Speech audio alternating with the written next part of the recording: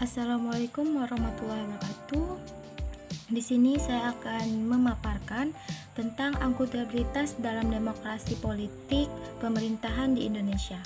Nah, di sini saya akan memperkenalkan terlebih dahulu.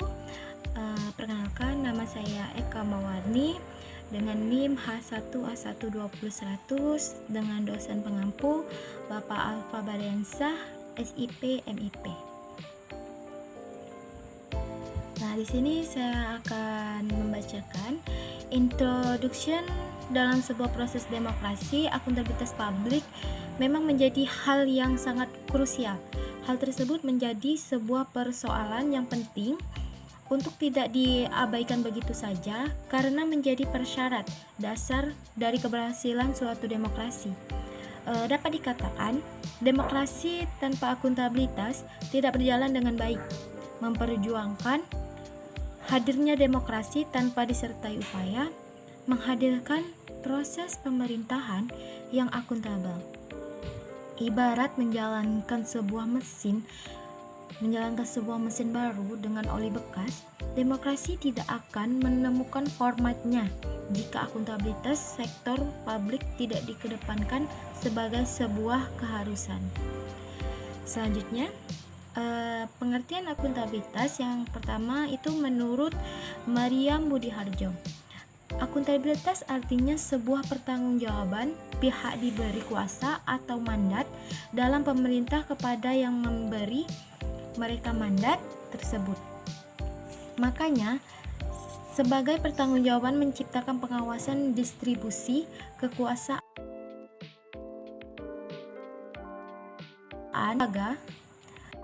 baik di penguasaan maupun pemerintahan hingga mengurangi pengumpukan kekuasaan. Yang kedua, menurut Sedarmayanti, arti akuntabilitas merupakan bentuk kewajiban dalam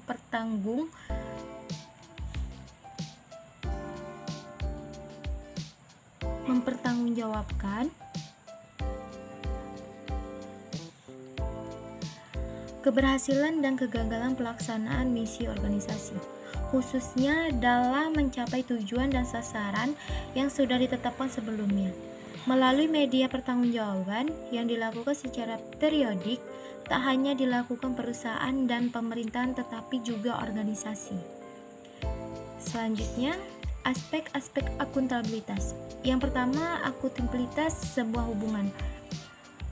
Akuntabilitas dalam sebuah hubungan dalam hal ini maksudnya berupa perilaku aparat atau orang, dua pihak antara individu atau kelompok dalam institusi negara dan masyarakat.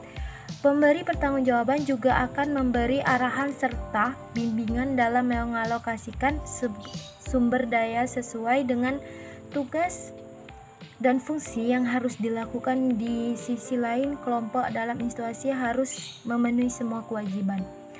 Yang kedua, orientasi pada hasil. Mengharapkan hasil berupa perilaku aparat atau orang yang diberi amanah dalam pekerjaan yang bertanggung jawab, adil dan inovatif. Setiap individu atau kelompok dalam institusi dipaksa bertanggung jawab dalam menjalankan tugas dan kewajiban. Selain itu, juga berupaya memberi kontribusi untuk mencapai tujuan bersama. Yang ketiga,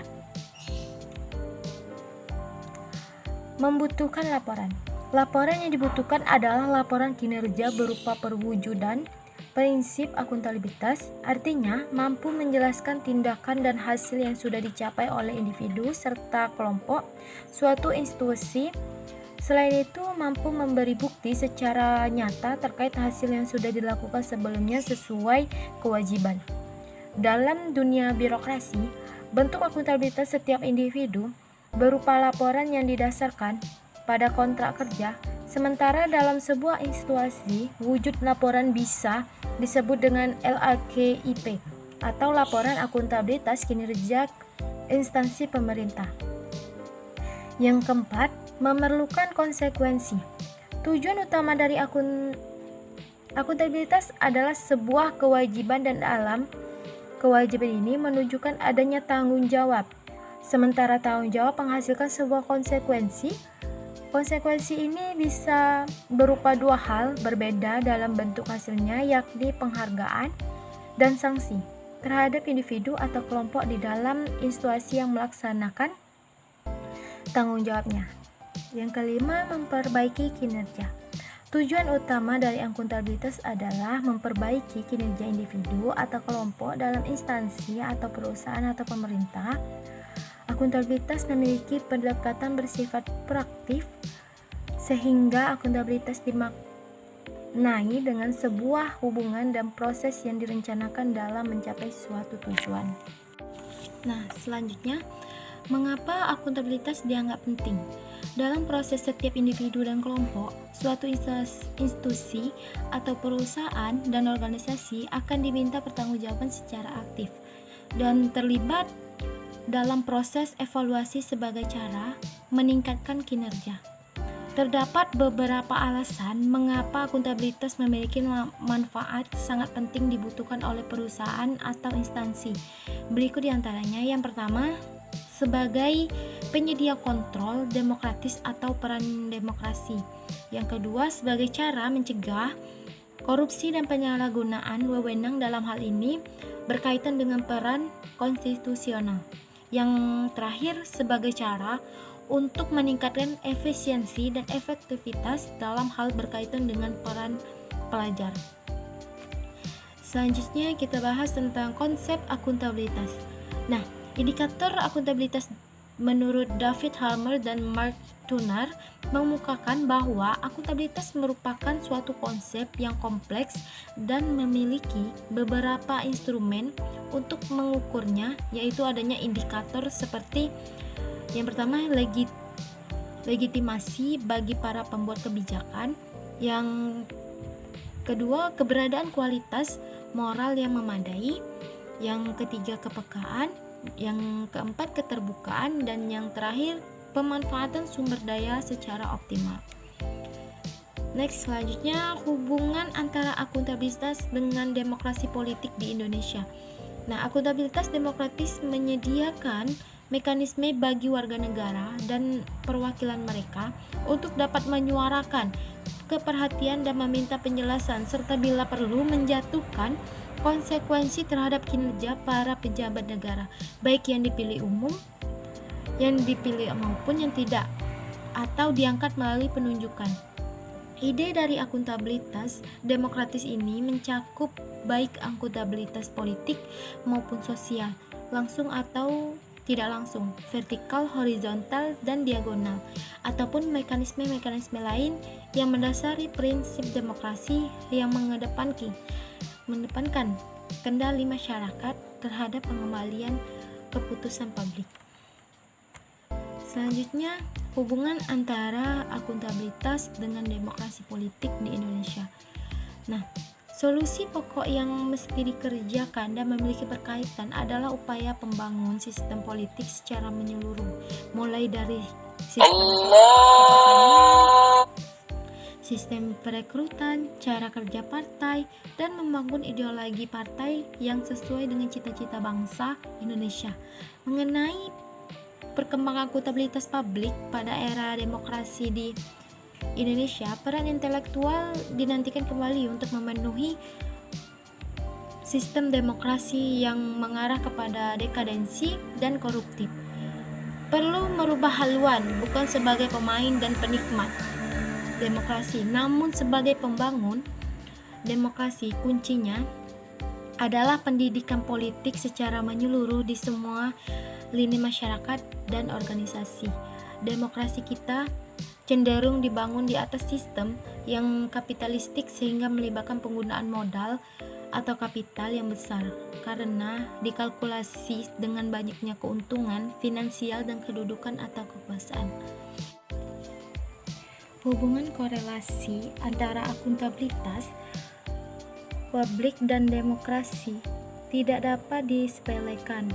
Untuk itu, peran pemangku kepentingan yang sedang mendorong perkembangan kehidupan demokrasi di Indonesia seharusnya berkepentingan untuk menjadi kunci untuk kembangkan perkembangan akuntabilitas publik. Kedua unsur ini juga menjadi penentu perkembangannya demokrasi.